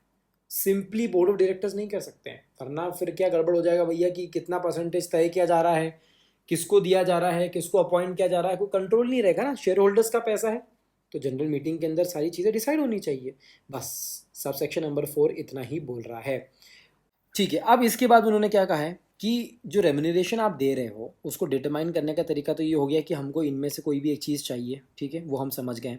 बाकी उसमें क्या इंक्लूड होगा, तो उन्होंने कहा कि जनरली तो जितनी भी सर्विसेज प्रोवाइड की जा रही है वो सब इंक्लूड कर दी जाती है, ठीक है। बट उसमें फिर भी एक्सक्लूड की जाती है किन चीज़ों को? एक्सक्लूड किया जाता है कोई प्रोफेशनल नेचर में अगर किसी ने सर्विसेज दी, हम ऊपर पढ़ के आए ना प्रोफेशनल कैपेसिटी में। प्रोफेशनल कैपेसिटी में जो भी अमाउंट होता है वो आपके रेम्यूनरेशन के अंदर इंक्लूड नहीं होता है, उसका पेमेंट अलग से होता है। जिसको एनआरसी है तो एनआरसी या फिर बोर्ड ऑफ डायरेक्टर्स जो भी है वो डिसाइड करते हैं कि इतना क्वालिफिकेशन उस बंदे के पास में है क्या कि वो जो प्रोफेशनली वो जो काम कर रहा है उसके लिए हम उसको पैसा दें, ठीक है। सो जनरल बात है इंक्लूसिव एक्सक्लूसिव वाली, कि इंक्लूसिव तो वैसे है remuneration payable to him for the services rendered by him in other capacity होती है, बट प्रोफेशनल कैपेसिटी में कुछ है तो वो अलग से होगा, ठीक है। सो ये हुआ हमारा सबसेक्शन नंबर 4 जिसमें बात चल रही है किसकी? इन तीन की, कि इन तीन का चाहिए, बोर्ड ऑफ डायरेक्टर्स का हमको इन्वॉल्वमेंट नहीं चाहिए। नाउ सिटिंग फीस के बारे में बात कर लो। सबसेक्शन नंबर 5 बोल रहा है, ये हम पढ़ के आ चुके हैं, 1,00,000 रुपये पर मीटिंग पर डायरेक्टर मिलेगा, मैक्सिमम उससे ज़्यादा नहीं मिलेगा। तो आप कह रहे हैं कि सर परसेंटेज रेम्यूनरेशन का मिलता है, उसके अलावा एक्सक्लूड करती हुई हमको बोर्ड मीटिंग्स का भी पैसा मिलता है। जितनी बोर्ड मीटिंग्स होगी हर बोर्ड मीटिंग का पैसा मिलेगा। सर इतना सारा पैसा कमाता है क्या डायरेक्टर? बिल्कुल, डायरेक्टर है भैया, वो इतने पैसे तो कमाएगा वो, ठीक है। तो उसको ये सब रेम्यूनरेशन तो मिलती है, उसके अलावा उसको 1,00,000 रुपये मैक्सिमम एक बंदे को एक मीटिंग का मिलेगा, ठीक है। बट उन्होंने एक इंपॉर्टेंट 2 पॉइंट डाले। उन्होंने कहा है कि इंडिपेंडेंट डायरेक्टर्स जो है और जो वुमेन डायरेक्टर है, ये इन दोनों को जो भी आप सेटिंग फीस दे रहे हो ना वो कम नहीं होनी चाहिए। किन से? अदर डायरेक्टर्स से। अदर डायरेक्टर्स को आप जितना पैसा दे रहे हो ना उतना ही सिटिंग फीस का पैसा इनको मिलना चाहिए या उससे ज़्यादा मिलना चाहिए, कम तो हो ही नहीं सकता है। ज़रा पढ़ लो मेरे साथ में। Sitting fees payable to the independent director and women director shall not be less than payable to other directors. So इसका मतलब क्या हुआ कि अगर अदर डायरेक्टर्स की आपने 40,000 थी और आपने उसको बढ़ाकर अब 50,000 कर दी है, तो इसका मतलब ये हुआ कि अदर डायरेक्टर्स की जब भी फीस बढ़ेगी तो इंडिपेंडेंट डायरेक्टर और वुमेन डायरेक्टर की भी बढ़ेगी क्या? यस, क्योंकि वो एट पार रहेंगे या तो 50,000 पे या 50,000 से ज़्यादा पे रहेंगे, ठीक है। ये दोनों पॉइंट्स वही बोल रहे हैं। ये सेटिंग फीस का सबसेक्शन यहाँ पर कंप्लीट होता है। मोड ऑफ पेमेंट, पेमेंट कैसे कर सकते हैं भैया? मंथली पेमेंट भी हो सकता है रेम्यूनरेशन, ठीक है। स्पेसिफाइड परसेंटेज नेट प्रॉफिट का तय कर लो, आप वैसा भी कर सकते हो, ठीक है। दोनों को मिक्स भी कर सकते हो, कोई दिक्कत की बात नहीं है, ठीक है। डायरेक्टर बोला है यहाँ पर, मतलब सबके लिए, ऑल डायरेक्टर्स यहाँ पर आ गए हैं, ठीक है ना। इंडिपेंडेंट डायरेक्टर को रेम्यूनरेशन कैसे दिया जाएगा बच्चों? इंडिपेंडेंट डायरेक्टर को रेम्यूनरेशन अगर दिया जा रहा है तो उन्होंने कहा ऑब्वियसली आपको 197 198 को फॉलो करना पड़ेगा, ठीक है। बट इंडिपेंडेंट डायरेक्टर कभी भी स्टॉक ऑप्शन के लिए बिल्कुल एलिजिबल नहीं है, वो स्टॉक नहीं ले सकता है, ठीक है। स्टॉक ऑप्शंस के लिए इंडिपेंडेंट डायरेक्टर एलिजिबल नहीं है। आपको ये बात ध्यान रखना है। आईडी लिखो, आईडी के सामने स्टॉक लिखो और फिर उसको रेडिंग से क्रॉस कर दो, ठीक है, माइंड में रख लो इस बात को अच्छे से, ठीक है। तो उसके अलावा क्या रिसीव कर सकता है वो, तो उसके अलावा भैया जो सिटिंग फीस मिलती है वो ले सकता है वो, ठीक है। ये पॉइंट हम पढ़ के आ चुके हैं, इंडिपेंडेंट डायरेक्टर की सिटिंग फीस हमेशा ज़्यादा ही रहेगी, जो जितने दूसरों को मिल रही है उससे ज़्यादा या बराबर, ठीक है। तो फीस के अलावा कुछ एक्सपेंसेस कर रहे हैं उसने, उसका रिएम्बर्समेंट होगा उसको, प्रॉफिट रिलेटेड अगर कमीशन है उसका तो वो भी मिल सकता है उसको, जो अप्रूव होगा वही, जो मेंबर्स अप्रूव कर चुके हैं सिर्फ उसी की बात कर रहे हैं, ठीक है। सो इंडिपेंडेंट डायरेक्टर का रेम्यूनरेशन भी यहाँ पर हमने डिस्कस कर लिया है। अब 9 और 10 क्या लिखा हुआ है, refund of excess remuneration if paid to a director, ठीक है। ये एक और सेक्शन हम देख के आए अगर आपको याद हो तो, जहाँ पर हमने बात करी थी कॉम्पनसेशन वाली। कॉम्पनसेशन के पहले हमने एक और बात करी थी कि यार अगर एक्सेस रेम्यूनरेशन पहुंच गया है, किस वजह से रीस्टेट करें, हमने हमारे फाइनेंशियल स्टेटमेंट्स रीस्टेट करने पड़े फ्रॉड की वजह से, और वो बंदा अगर उस फ्रॉड में था या उसकी वजह से वो फ्रॉड हुआ है तो वापस से फाइनेंशियल स्टेटमेंट्स को रीस्टेट किया जाएगा, प्रॉफिट भी कम हो जाएगा, प्रॉफिट के ऊपर परसेंटेज है वो भी कम हो जाएगा। तो हकीकत में जितना जाना चाहिए था अगर उससे ज़्यादा गया है तो वो बीच का डिफरेंस उसको रिफंड करना पड़ेगा। ये सेक्शन क्या बोल रहा है पढ़ लो, इफ़ एनी डायरेक्टर ड्रॉज और receives excess remuneration then the limit specified under 197। क्या हुआ, कंपनी कैलकुलेशन करी 11% ही दे सकती थी वो, उन्होंने 12% दे दिया, तो लेट से 1% 2-3 लोगों को एक्स्ट्रा पहुंच गया तो उनको वो अमाउंट वापस से रिफंड करना पड़ेगा, ठीक है। ही शैल रिफंड, कितने टाइम में, 2 साल के अंदर अंदर उसको रिफंड करना पड़ेगा, ठीक है। या फिर उन्होंने कुछ अगर डिसाइड कर रखा है अपने आर्टिकल्स में लिख रखा है, सब चीज़ें बोल रखी है तो वो बात अलग है, ठीक है। और जब तक वो रिफंड नहीं कर रहा है, वो पैसा उसके पास में रखा हुआ है, तो उसको ही shall hold it in the trust for the company. Company का पैसा है आपके पास रखा, खर्च मत कर देना, ठीक है। अच्छा, क्या वेव कर सकते हैं क्या, कंपनी ने बोला यार चैतन्य जैन को 11 लाख रुपए का हमने सिटिंग फीस दे दी है, या मैनेजर रेम्यूनरेशन, सिटिंग फीस की बात नहीं कर रहे हैं, पर हम हकीकत में 10 लाख रुपए ही दे सकते थे, बाद में पता चला 1 लाख रुपए ज़्यादा चले गए। चैतन्य जैन यार बहुत क्लोज है यार बोर्ड ऑफ डायरेक्टर्स का, बोर्ड ऑफ डायरेक्टर्स ने बोला काम को चैतन्य 1 लाख रुपए रख लो, बिंदास ऐश करो, नहीं लेंगे, वेव करा जा सकता है क्या, तो उन्होंने बोला 197(9) बोल रहा है कि नो, आप वेव नहीं कर सकते हो। हाँ, अगर आपको वेव करना है तो आपको स्पेशल रिजोल्यूशन लेना पड़ेगा, अपने मेंबर्स को बताना पड़ेगा, और वो भी 2 साल के अंदर अंदर करना पड़ेगा जब से वो रिफंडेबल हुआ है, ठीक है। तो स्पेशल रिजोल्यूशन लेना पड़ेगा और 2 साल के अंदर अंदर लेना पड़ेगा, ये शर्त है। अगर ये कंप्लीट हो रही है तो ही ये काम हो पाएगा, मतलब इस पूरे सेक्शन के अंदर जो इम्पोर्टेंट ईयर है वो है 2 ईयर्स। 2 ईयर्स दोनों जगह अप्लाई होगा, ठीक है, ये दोनों जगह अप्लाई होगा, वो हमने बात कर ली है, ओके। चलिए, तो ये 9-10 भी हो गया, आगे चलते हैं। डिफॉल्ट कर रखा है तो हम पहले ही पढ़ के आ चुके हैं, डिफॉल्ट कर रखा है मतलब कि यार बैंक का पीएफआई का पैसा अगर नहीं दिया है, सिक्योर क्रेडिटर का पैसा नहीं दिया है, तो पहले इन लोगों से भी परमिशन लेनी पड़ेगी। जनरल मीटिंग में अप्रूवल लेने से पहले प्रायर अप्रूवल इन लोगों का लगेगा, क्योंकि इनका पैसा खा के बैठे हुए हो आप, ठीक है। आगे चलते हैं, डिस्क्लोजर होता है क्या, यस डिस्क्लोजर होता है, हर लिस्टेड कंपनी को डिस्क्लोज तो करना ही है। सर क्या डिस्क्लोज करवा रहे हो आप, हम आपसे डिस्क्लोज करवा रहे हैं कि आपका हर एक डायरेक्टर का रेम्यूनरेशन कितना है as compare to median employees remuneration. Sir ये क्या नई चीज़ आ गई, बताते हैं आपको। रेशियो पूछा जा रहा है, आपके एक डायरेक्टर का रेम्यूनरेशन और आपके एक नॉर्मल एम्प्लॉय का रेम्यूनरेशन। एक तरीके से यहाँ आप एवरेज निकाल रहे हो, हाईएस्ट लिया, लोवेस्ट लिया, दोनों का एवरेज ले लिया, उसको हम कहेंगे मीडियन निकाल लिया है बीच में। तो वो एक नॉर्मल तरीके से एक एवरेज इतना पैसा दिया जाता है कि एम्प्लॉय को, और एक डायरेक्टर को दिया जा रहा है इतना, उसका रेशियो हमको चाहिए। ये हमको यहाँ पर बोर्ड रिपोर्ट में डिस्क्लोज करना पड़ता है हर एक लिस्टेड कंपनी को। और क्या करना पड़ता है, तो और क्या डिटेल चाहिए उसमें, पहला पॉइंट तो यही है, वो हमने यहाँ पर लिख दिया है। दूसरा, परसेंटेज चाहिए हमको, increase in remuneration of each director, CFO, CEO, company secretary, manager if any in the financial year। Last year था 11 लाख का, इस साल हुआ 12 लाख का, तो आपको एक परसेंटेज ऑफ इंक्रीज भी देना पड़ेगा, जिससे जैसे आदमी कोई बोर्ड रिपोर्ट पढ़े उसको समझ में आना चाहिए कि अच्छा इतना परसेंट रेज दे रखा है इन लोगों को, ओके। तो आपके डायरेक्टर्स का इतना परसेंट रेज है, तो एम्प्लॉयज़ का कितना है उसके अगेंस्ट में, वो भी बताओ ना यार। एम्प्लॉयज़ की एक एवरेज सैलरी आपने कितनी बढ़ाई, तो अच्छा कंपैरिजन आ जाएगा। परमानेंट एम्प्लॉयज़ कितने हैं वो बताओ ज़रा, ठीक है, और क्या है पढ़ना जरा।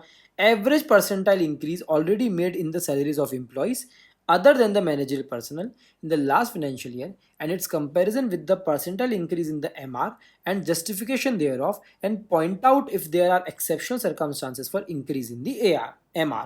मतलब वो क्या बोल रहे हैं, इन दोनों का जो इंक्रीज है ना, उन दोनों को साइड बाय साइड रख के अगर इन दोनों में कुछ एबनॉर्मल इंक्रीज है कि आपने मैनेजर रेम्युनरेशन बढ़ाई है एम्प्लॉयज की नहीं बढ़ाई है, तो उसका रीजन क्या है वो जरा हमको बताना है यहाँ पर, ठीक है। और एक अफर्मेशन चाहिए लास्ट में कि हम पॉलिसी के हिसाब से सारा काम कर रहे हैं, ठीक है। तो ये आपको बोर्ड रिपोर्ट के अंदर डिस्क्लोजर देना पड़ेगा। मीडियन का क्या डेफिनेशन है वो आप पढ़ लो अगर आपको पढ़ना है तो।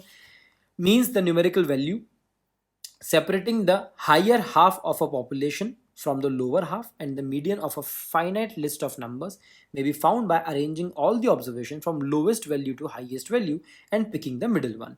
एकदम बीच का 10, 15, 18, 20 लोवेस्ट से हाईएस्ट पे गए और बीच में जो आपने एक वैल्यू पकड़ी उतनी, ठीक है, कि एक बीच में एक सही अमाउंट मिल जाएगा उससे, ठीक है। If there is an even number, अगर इवन नंबर ऑफ केसेस हैं तो एवरेज निकाल दिया जाएगा, median will be shall be the average of the two middle values. Okay, चलिए आगे चलते हैं। और क्या देना पड़ता है भैया बोर्ड रिपोर्ट के अंदर, तो बोर्ड रिपोर्ट के अंदर अगर आपसे क्वेश्चन पूछ लिया जाए तो आपको मेन मेन पॉइंट क्या याद रखना है, आपको मेन मेन पॉइंट तो याद रखना है ये, सबसे पहला ये वाला पॉइंट आपको याद रखना है, कौन सा, कि भैया हमको रेशियो चाहिए रहेगा, ठीक है। तो मैं आपके लिए बना देता हूँ यहाँ पर, पहला आप रेशियो से याद रखिए, दूसरा परसेंटेज से याद रखिए, तीसरा आप कंपैरिजन से याद रखिए, ठीक है। और ऊपर लिख लीजिए डायरेक्टर और एम्प्लॉय का ये यहाँ पर पूरा कंपैरिजन किया जा रहा है। रेशियो चाहिए इन दोनों का, इन दोनों का इंक्रीज़ का परसेंटेज चाहिए और इन दोनों के इंक्रीज़ का कंपैरिजन चाहिए विद एक्सप्लेनेशन, ठीक है। तो ये तो इजी हो गया याद करने के लिए, आपको 6 पॉइंट याद हो गए यहाँ पर, ठीक है। अब उसके अलावा क्या, हमको टॉप 10 एम्प्लॉयज़ की इन्फॉर्मेशन चाहिए, top 10 employees in the terms of remuneration, सबसे ज़्यादा पैसा जिनको दिया जा रहा है, ठीक है। And the name of every employ, उसके अलावा 10 एम्प्लॉय तो टॉप 10 देना ही है, उसके अलावा अदर एम्प्लॉयज़, कौन से एम्प्लॉयज़ भैया, तो उसमें 3 पॉइंट्स हैं। देखो, ऐसा बंदा जिसको साल भर के लिए एम्प्लॉयमेंट मिली हो, ऐसा बंदा जो साल भर के लिए तो ना हो but part of the year के लिए वो एम्प्लॉयड रहा हो, 2 केसेस तो ये हो गए, तो सुन लो। ऐसा बंदा, ऐसा एम्प्लॉयमेंट में रहा हुआ बंदा जो थ्रू आउट द ईयर रहा हो, अगर उसकी रेम्यूनरेशन 1.02 करोड़ 1.02 CR है या उससे ज़्यादा है तो उसका नाम चाहिए। अगर कोई पूरे साल नहीं रहा है, पार्ट ऑफ द ईयर में रहा है, तो हम बात कर रहे हैं ऐसा बंदा, हर एक एम्प्लॉय जिसकी सैलरी 8.5 लाख रुपए मंथ से ज़्यादा हो, उसका नाम हमको चाहिए, ठीक है। और if employed through out the financial year और पार्ट देयर ऑफ, दोनों दोनों मिक्स कर दिए, was in a receipt of remuneration in that year which is in excess of that drawn by the MD or whole-time director manager। Sir क्या बोल रहे हो आप भैया, हम आपको बोल रहे हैं साल भर रहा हुआ बंदा जिसकी रेम्यूनरेशन इससे ज़्यादा हो, साल भर नहीं रहा हो, पार्ट ऑफ द ईयर रहा हो पर उसकी रेम्यूनरेशन 8.5 लाख रुपए महीने से ज़्यादा हो, या फिर ये दोनों ही कैटेगरी में कोई फॉल नहीं हो रहा हो बट ऐसा बंदा है जिसकी रेम्यूनरेशन इन लोगों से भी ज़्यादा है, मतलब औकात देख लो आप भैया, इन लोगों से भी रेम्यूनरेशन ज़्यादा है, तो कोई स्पेशल बंदा ही होगा। मतलब सर ऐसा बंदा जिसकी MD whole time director manager से भी ज़्यादा रेम्यूनरेशन है और वो अपनी स्पाउस और अपने बच्चों के साथ में मिलकर कंपनी के अंदर 2% इक्विटी शेयर्स होल्ड करता हो, ऐसा कोई बंदा अगर है इस कॉम्बिनेशन के साथ में तो उसका भी हमको नाम चाहिए, ठीक है। तो ये 3 कैटेगरी का एम्प्लॉय से रिलेटेड 4 कैटेगरी हो गई, 1, 2 एंड 3, और टॉप 10 एम्प्लॉयज़ तो है ही सही। ऐसी 4 कैटेगरी भी यहाँ पर हमको बोर्ड रिपोर्ट में डिस्क्लोज करना पड़ेगा। और इनके अलावा इन सभी एम्प्लॉयज़ के डेजिग्नेशन है, रेम्यूनरेशन है, नेचर है, क्वालिफिकेशन है, कब से ज्वाइन किया है, कब आखिरी दिन था, परसेंटेज ऑफ इक्विटी शेयर्स जो होल्ड करते हैं, कोई रिलेटिव है क्या एम्प्लॉय उनका डायरेक्टर मैनेजर से, ये सब चीज़ें भी आपको एक्सप्लेन करनी पड़ेगी, ठीक है। सो ये हो गया हमारा कौन सा, ये हम थे सबसेक्शन नंबर 12 के ऊपर, ये इंपॉर्टेंट था, इसको मैं मार्क कर रहा हूँ, सभी सबसेक्शन में सबसे ज़्यादा इंपॉर्टेंट था, इससे क्वेश्चन एक्सपेक्टेड है, इसको प्लीज़ आप अच्छे से पढ़िएगा, नोट्स आपको मैंने प्रोवाइड कर दिए हैं, ठीक है। आगे चलते हैं भैया 13, premium paid in respect of insurance taken for indemnification. उनका कहना है कि भैया इंश्योरेंस अगर कंपनी ने पे किया है इनके बिहाफ पर तो क्या उसको हम रेम्यूनरेशन में इंक्लूड करेंगे कि नहीं करेंगे, whether to treat the premium paid on such insurance as remuneration और नॉट। उन्होंने बोला दो चीज़ें हैं, एक सिचुएशन में करेंगे, एक सिचुएशन में नहीं करेंगे। ठीक है, ये ऊपर नीचे हो गया, इसको आप सही कर लो, यहाँ पर नहीं करेंगे और यहाँ पर करेंगे। अच्छा, कब नहीं करेंगे? तो उनका कहना है भैया हम यहाँ पर इंश्योरेंस लिया हमने और हम उसकी प्रीमियम पे कर रहे हैं, इंडेमनीफाई कर रहे हैं। इंडेमनीफाई कर रहे हैं मतलब कि भरपाई कर रहे हैं हम, ठीक है। तो भरपाई करने के लिए इंश्योरेंस लिया, लायबिलिटी किसके अगेंस्ट में है? जो लायबिलिटी क्रिएट हुई है अगर वो इन लोगों की negligence, default, misfeasance, breach of duty, breach of trust की वजह से हुई है, तो हम उसको रेम्यूनरेशन का पार्ट नहीं बनाएंगे। ठीक है, सिंपल सी बात है। ठीक है, however if such person is prove to be guilty the premium paid on such insurance shall be treated as part of remuneration. मतलब कि मैं आपको बताता हूँ, चैतन्य जैन एम्प्लॉयमेंट में था, चैतन्य जैन ने नेग्लिजेंस किया और उसकी वजह से कंपनी के ऊपर 10 करोड़ रुपए का नुकसान की लायबिलिटी आई। थैंक गॉड कंपनी 10 करोड़ का कवरेज था इंश्योरेंस का। ठीक है, इन दैट केस तो कंपनी इसका प्रीमियम तो पे कर ही रही थी, बराबर है, ओके। तो इस वाले केस में लायबिलिटी नेग्लिजेंस मेरा है, बट इस प्रीमियम को जब तक मैं गिल्टी प्रूव नहीं हो जाता हूँ मेरे रेम्यूनरेशन का पार्ट नहीं माना जाएगा। अब कंपनी वो सपोज टू पे मी 11 लाख रुपीज़। कंपनी ने बोला यार तुमने 10 करोड़ का नुकसान करवाया है जिसके अगेंस्ट में हम ऑलरेडी 15 लाख रुपए की प्रीमियम भर चुके हैं, हम आपको एक भी रेम्यूनरेशन नहीं देंगे, उस 15 लाख रुपए को हम आपका रेम्यूनरेशन ही मान रहे हैं। बड़ा संदिग्ध अपराध है, इंपॉर्टेंट है इंश्योरेंस वाला पॉइंट, प्रीमियम वाला पॉइंट, ध्यान रखिएगा। आगे चलते हैं।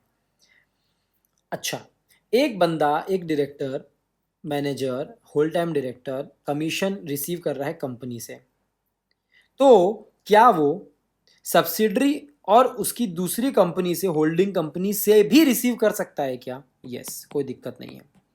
वो एक साथ सब्सिडरी और होल्डिंग से दोनों से कमीशन रिसीव कर सकता है, कोई दिक्कत की बात नहीं है, बट आपको बोर्ड रिपोर्ट में उस बात को डिस्क्लोज करना पड़ेगा। ठीक है, ये सिंपल सी बात है। तो सर इतनी सारी बातें कर रहे हो तो पेनल्टी बता दो। पेनल्टी बताते हैं, 197 को आपने नहीं माना, हर पर्सन 1 लाख रुपए, कंपनी 5 लाख रुपए, 1 और 5 लाख रुपए, ये आपको ध्यान रखना है। ठीक है, auditor report to contain a statement regarding remuneration. Auditor को ये बताना पड़ेगा कि भैया हमने 197 को हमने सारे प्रोविजंस के अकॉर्डेंस में ही हमने काम किया है, उसको ऐसा लिखना पड़ेगा, एक स्टेटमेंट देना पड़ेगा। कोई एग्जाम्पशन मिला हुआ है क्या? तो उन्होंने कहा यस, 197 जो है वो गवर्नमेंट कंपनी को अप्लाई नहीं होता है। कौन सी गवर्नमेंट कंपनी? जिसने AR यानी कि ऑडिट रिपोर्ट और फाइनेंशियल स्टेटमेंट में की फाइलिंग में कोई भी गड़बड़ ना करी हो, डिफॉल्ट ना हो। तो अगर ऐसी गवर्नमेंट कंपनी है तो सर 197 जो है वो पब्लिक कंपनी को ही अप्लाई हो रहा था, प्राइवेट को नहीं हो रहा था। और पब्लिक के भी अंदर गवर्नमेंट पब्लिक कंपनी को तो अप्लाई नहीं हो रहा है, जनरल पब्लिक कंपनी को हो रहा है। ठीक है, निधि कंपनी के केस में क्या है? निधि कंपनी के केस में क्या है? निधि कंपनी के केस में उन्होंने बोला है कि 197 सेक्शन का सबसेक्शन नंबर 1 यानी कि प्रॉफिट के केस में जब हम यहाँ पर रेम्यूनरेशन बांटते हैं, 11% वाला है, 5%, 10% वाला है और 1% और 3% वाला है, उसका जो प्रोवाइजो है वो कुछ मॉडिफिकेशन के साथ में अप्लाई होता है। कौन से प्रोवाइजो की बात कर रहे हैं हम यहाँ पर? कि जहाँ पर रिजोल्यूशन की ज़रूरत पड़ती है। ठीक है, बोला ना, सब लिमिट्स को अगर क्रॉस करना है तो आपको SR की ज़रूरत पड़ेगी, ओवरऑल लिमिट को क्रॉस करना है तो OR की ज़रूरत पड़ेगी। तो उन्होंने कहा है कि यहाँ पर थोड़ा मॉडिफिकेशन है निधि कंपनी के लिए। निधि कंपनी के केस में अगर निधि कंपनी ऐसे डायरेक्टर को पैसा दे रही है जो ना MD है, ना होल टाइम डायरेक्टर, ना मैनेजर है, मतलब हम नॉन एग्जीक्यूटिव डायरेक्टर की बात कर रहे हैं, जिनको 1% और 3% जाता है, बराबर 3%। अगर एक भी एग्जीक्यूटिव डायरेक्टर नहीं है तो 3%, अगर एक एग्जीक्यूटिव डायरेक्टर है तो 1%, बराबर है।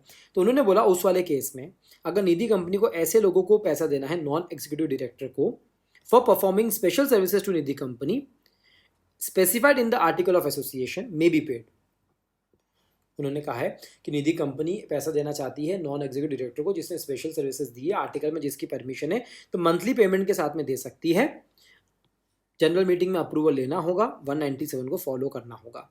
बट उन्होंने बोला कि अप्रूवल की ज़रूरत नहीं है। कब नहीं है? ये मेन पॉइंट है, अब चालू हो रहा है। अप्रूवल की ज़रूरत कब नहीं है? भैया उनके पास में कोई भी MD, whole time director, manager अगर नहीं है, रेम्यूनरेशन जो आप उनको देने वाले हो पूरे सभी के सभी डायरेक्टर्स को, सब डायरेक्टर्स जितना रेम्यूनरेशन जाता है वो 10% से ज़्यादा है ही नहीं, या फिर 15 लाख से ज़्यादा नहीं है, विच एवर इज़ लेस। अगर मेरा लेट्स से प्रॉफिट 100 करोड़ है, 10% होता है 10 करोड़ रुपए, बहुत ज़्यादा हो गया, बराबर है। हम तो सिर्फ यहाँ बात कर रहे हैं 15 लाख रुपए की, सिर्फ 15 लाख रुपए की, ठीक है। तो आप इसको ऐसा ले लो भैया, 50 लाख का मेरा यहाँ पर प्रॉफिट है, जिसका 10% होता है 5 लाख। 5 लाख या 15 लाख विचेबल 5 लाख। तो अगर मैं 5 लाख के नीचे हूँ, मेरे पास में कोई भी एमडी, होल्डर डायरेक्टर, मैनेजर नहीं है, ठीक है, remuneration payable under clause B is approved by special resolution, तो फिर मुझे वापस से अप्रूवल की ज़रूरत नहीं है जनरल मीटिंग के अंदर, सीधी सी बात है। तो निधि कंपनी पे क्वेश्चन आ सकता है इस पे, इस कैलकुलेशन के ऊपर, तो आपके नॉलेज के लिए मैंने यहाँ पर ऐड कर दिया है। तो ये एग्जाम्शन मॉडिफिकेशन भी हमने यहाँ पर कवर कर लिया है। ध्यान रहे, कोई भी डिसीजन होगा निधि कंपनी के केस में, तो ये इंश्योर करो कि भैया शेयर होल्डर्स का इंटरेस्ट प्रोटेक्टेड है, बस, नथिंग टू वरी अबाउट, ठीक है। सो क्या हो गया भैया, हमने क्या क्या बातें कर ली है, ज़रा आ जाओ। हमने आपको बोला था 200 बताएंगे, बताया। हमने आपको रूल 6 बताएंगे, बताया। शेड्यूल 5 का पार्ट 2 बताया 197(3) के साथ में, जहां पर इस मेथड से हमने समझा। बचे वो जितने भी सबसेक्शन है वो भी हमने कवर कर लिए हैं। अब सर क्या बचा हुआ है, अब हमारा बचा हुआ है शेड्यूल 5 के बचे हुए पार्ट्स। सर ये क्या बात हुई, पार्ट 2 तो आपने बता दिया हमको, पार्ट 2 के अंदर ही पूरी कहानी चल रही है, बराबर है। पार्ट 2 के अंदर 5 सबसेक्शन, जरा उनको बता दो आप शॉर्टली, तो मजा आ जाएगा। तो आओ देख लेते हैं। चलो, तो अब सिर्फ जो पार्ट बचा है वो है शेड्यूल 5 को हमें डिस्कस करना है, ठीक है। शेड्यूल 5 में पार्ट 2 में हम फोकस करने वाले हैं, ऑब्वियसली हमें समझ में आ चुका है। बट सर फिर भी एक बार शेड्यूल 5 अगर आप पूरा कवर कर देंगे तो बहुत ही अच्छा रहेगा, बिकॉज शेड्यूल 5 का जो सीक्वेंस है वो हमको समझ में नहीं आ रहा है, ठीक है। तो चलिए आपको बता देते हैं। शेड्यूल 5 के अंदर बहुत सारे पार्ट्स हैं, जिसमें हम सिर्फ पार्ट 2 पर फोकस कर रहे हैं, ठीक है। आगे पार्ट 3 भी मैं आपसे डिस्कस करूंगा। देखिए आइए नीचे आइए, पहले मैं आपको इंट्रोड्यूस करवा देता हूँ, ठीक है। पार्ट 3 भी आने वाला है और पार्ट 4 भी आने वाला है। पार्ट 4 को पहले देख लो। जो सेंट्रल गवर्नमेंट एग्जामिशन देती है वो पार्ट 4 के अंदर देती है, कुछ देखने लायक उसके अंदर है नहीं। पार्ट 3 ये बोलता है शेड्यूल 5 का कि पार्ट 1 और पार्ट 2, जो ये दो पार्ट्स है जो आप ऊपर डिस्कस करके आए हैं, ठीक है, स्पेशली पार्ट नंबर 2 जहाँ पर हमने 5 सेक्शंस हम देखेंगे, ठीक है, उसके ऊपर कुछ प्रोविजंस एप्लीकेबल है। और उसके अंदर जितनी भी चीज़ें हैं वो सबकी सब चीज़ें अप्रूवल से काम होगी, और वो अप्रूवल होगा शेयर होल्डर्स का जनरल मीटिंग के अंदर रिजोल्यूशन पास करके। सो यहाँ पर पार्ट 3 क्या बोल रहा है, पार्ट 3 बोल रहा है कि कुछ नहीं, हमें यहाँ पर जनरल मीटिंग के अंदर रिजोल्यूशन चाहिए जो शेयर होल्डर्स पास करेंगे। ये one of the biggest conditions है कोई भी चीज़ अगर आपको पार्ट 2 या पार्ट 1 की करनी है तो, ठीक है। कंप्लायंस सर्टिफिकेट भी लगेगा हमको, अगर ऑडिटर है तो ऑडिटर, सेक्रेटरी है तो उनका, कंपनी में जहाँ पर सेक्रेटरी नहीं है तो होल टाइम सेक्रेटरी प्रैक्टिस में जो है उनसे। क्या भैया कि जितने भी शेड्यूल्स हैं उनके जितने भी प्रोविजंस हैं वो सब हमने अच्छे से फॉलो कर लिए हैं, ऐसा हमको सर्टिफिकेट लगेगा। तो पार्ट नंबर 3 भी सिंपल सी बात कर रहा है, एक पॉइंट तो ये दे रहा है कि हमें इसकी ज़रूरत पड़ेगी, और दूसरा बोल रहा है वो कि हमें इसकी ज़रूरत पड़ेगी, कंप्लायंस सर्टिफिकेट। सो 3 और 4 ये तो मैंने आपके लिए सॉल्व कर दिए। 1 हम ऑलरेडी 196 के टाइम पर, अपॉइंटमेंट के टाइम पर देख के आ चुके हैं, तो बचा पार्ट 2। अब पार्ट 2 के अंदर अगर आप देखेंगे तो टोटल मेनली हमारे पास में 4 सेक्शंस है, 4 सेक्शंस हमारे पास में यहाँ पर है, ठीक है। देखिए चारों ही सेक्शंस के केस में सबसे इम्पॉर्टेंट सेक्शन जो है बच्चों वो कौन सा है, सबसे इम्पॉर्टेंट सेक्शन है 1 एंड 2, जो हम ऑलरेडी डिस्कस करके आए हैं। देखिए हमने क्या बोला था, दो सिचुएशंस होगी। क्या सिचुएशन हो सकती है, या तो कंपनी के पास में प्रॉफिट है, या कंपनी के पास में प्रॉफिट कम है, या फिर प्रॉफिट है ही नहीं। अगर सेकंड सिचुएशन होती है जिसे हम लॉस वाली सिचुएशन भी कहते हैं, तो हमें शेड्यूल नंबर 5 के पास में जाना है। और शेड्यूल नंबर 5 के पास में जब हम गए तो उन्होंने बोला कि आप 197 सेक्शन का सबसेक्शन नंबर 3 देखिए, और जहाँ पर इफेक्टिव शेयर कैपिटल का सिस्टम फॉलो होता है। और जब हम इसमें थे तो उन्होंने कहा 197 सबसेक्शन नंबर 1 जहाँ पर नेट प्रॉफिट का जो मेथड है वो फॉलो होता है, वो आप देखिए। तो सेक्शन नंबर 1 बात कर रहा है प्रॉफिट वाले सिनेरियो के बारे में, सेक्शन नंबर 2 बात कर रहा है इस वाले सिनेरियो के बारे में, दैट्स इट, और कुछ भी नहीं है। तो 1 एंड 2 क्या है वो तो हमें समझ में आ गए, ऑलरेडी ऊपर पढ़ के आ चुके हैं, तो कोई दिक्कत नहीं होगी आपको समझने में, ठीक है। नाउ 3, 4 एंड 5 ये 3 हमें देखने होंगे, तो थर्ड की बात कर लो भैया। तो सेक्शन नंबर 3 में अगर हम बात करेंगे, आप हेडिंग देखेंगे तो आपको हेडिंग सेम दिखेगी कि जहाँ पर प्रॉफिट नहीं है या फिर प्रॉफिट कम है, वही सिचुएशन के बारे में बात हो रही है। तो section 3 is connected to section 2 only, yes that is true. But यहाँ पर कुछ स्पेशल सर्कमस्टांसेस की हम बात करेंगे। मीन्स अगर आप सेक्शन 2 में जो लिमिट दी गई है उस लिमिट के अगर आप बियॉन्ड भी जाते हैं, तो आप इन सर्कमस्टांसेस में आप बिंदास बिना सेंट्रल गवर्नमेंट की परमिशन के आप यहाँ पर इस लिमिट को क्रॉस भी कर सकते हैं, कोई दिक्कत की बात नहीं, बट ये स्पेशल सर्कमस्टांसेस है जो हमें यहाँ पर फॉलो करनी होगी, ठीक है। तो वो स्पेशल सर्कमस्टांसेस कौन से, वो देख ली, क्या लिखा हुआ, क्लियरली लिखा हुआ, in the following circumstances a company में pay remuneration to a managerial person in excess of amounts provided in section 2 above, ठीक है। तो सेक्शन 2 अबव में कौन सा पॉइंट था, सेक्शन 2 अबव में सिंपल सा पॉइंट है इफेक्टिव शेयर कैपिटल वाला, क्योंकि वो सेक्शन 197 सबसेक्शन नंबर 3 के अंदर है, उसी की हम यहाँ पर बात कर रहे हैं। तो वो सिचुएशंस क्या है भैया, तो देखिए पहला स्पेशल सर्कमस्टांसेस के अंदर पहला पॉइंट क्या है कि जब आपने रेम्यूनरेशन ज़्यादा दी है और वो किसी दूसरी कंपनी ने दी है बाय एनी अदर कंपनी, और पता है वो एनी अदर कंपनी कौन सी है, वो या तो एक फॉरेन कंपनी है या फिर ऐसी कंपनी है जिसने शेयर होल्डर से जनरल मीटिंग के अंदर अप्रूवल ले लिया है कि हमें इससे ज़्यादा पेमेंट करना है। इन शॉर्ट वो ये कहना चाह रहे हैं कि अगर फॉरेन कंपनी है तो वो जा सकती है इस लिमिट के ऊपर, और दूसरी कोई भी कंपनी अगर इस लिमिट से ऊपर जाना चाहती है, तो हम पढ़ के आए हैं पहले सेंट्रल गवर्नमेंट का परमिशन लगता था, वो सब चीज़ें हट के अब यहाँ पर share holder special resolution pass करके वो काम कर सकते हैं। तो उनका यही कहना मतलब है कि आप लिमिट के ऊपर जाएंगे, बिल्कुल जा सकते हैं, अगर आपने स्पेशल रिजोल्यूशन पास करवा लिया है तो कोई दिक्कत की बात नहीं है, और फॉरेन कंपनी की वो बात कर रहे हैं, ठीक है। बी सर्कमस्टांसेस के अंदर बी पॉइंट क्या है, कोई भी नई कंपनी, न्यूली इनकॉर्पोरेट कंपनी, जिसको भी 7 साल ही हुए हैं जब से वो इनकॉर्पोरेट हुई है, 7 ईयर्स तक वो नई कंपनी नई दुल्हन मानी जाती है, ठीक है। वो कंपनी, कोई सिख कंपनी, सिख कंपनी की डेफिनेशन क्या है, सिख कंपनी वो है जो BIFR के अंदर आ चुकी है, यानी कि board for industrial and financial reconstruction के अंदर BIFR ने उसको सिख कंपनी बोला है, और उसके रिवाइवल के लिए काम चालू हो चुका है। 5 साल के लिए एक प्लान ऑर्डर कर दिया गया है BIFR ने। तो सिख कंपनी BIFR वाली जो है वो लिमिट के ऊपर दे सकती है, न्यू कंपनी 7 ईयर्स वाली है, सिख कंपनी 5 ईयर्स वाली है। कोई भी ऐसी कंपनी NCLT ने जिसके लिए रिजोल्यूशन प्लान को यहाँ पर बोल दिया है, मतलब कि 5 साल तक उसको बोल दिया है कि भैया आप IBC के अंदर आ गए हो, इंसॉल्वेंसी बैंकरप्सी कोड के अंदर, ठीक है। सो रिजोल्यूशन प्लान वाली बात हो गई, यहाँ भी 5 ईयर्स है, सिख कंपनी के लिए भी 5 ईयर्स है, न्यू के लिए 7 ईयर्स है। When the remuneration has been fixed by the BIFR या NCLT, इन दोनों पॉइंट्स को क्लब करके बोल दिया कि अगर NCLT और BIFR ने ही रेम्यूनरेशन बताई है कि इतनी होनी चाहिए, तो फिर क्या दिक्कत है यार, फिर तो वही पॉइंट फॉलो किए जाएंगे, ठीक है। प्रोवाइडेड दैट क्या है, that the limits under this section shall be applicable subject to meeting all the conditions specified in section 2। section 2 वाली conditions तो हमको चाहिए, उसके साथ में additional conditions भी आपको fulfill करनी पड़ेगी। मतलब आप यहाँ पर रुक जाओ, आपने क्या बोला भैया, आपने पहले 3 पॉइंट बताए, स्पेशल सर्कमस्टांसेस की बात चल रही है। पहला पॉइंट जो है वो है फॉरेन कंपनी, या फिर आपने अगर स्पेशल रिजोल्यूशन पास कर लिया है तो वो वाली कंपनी।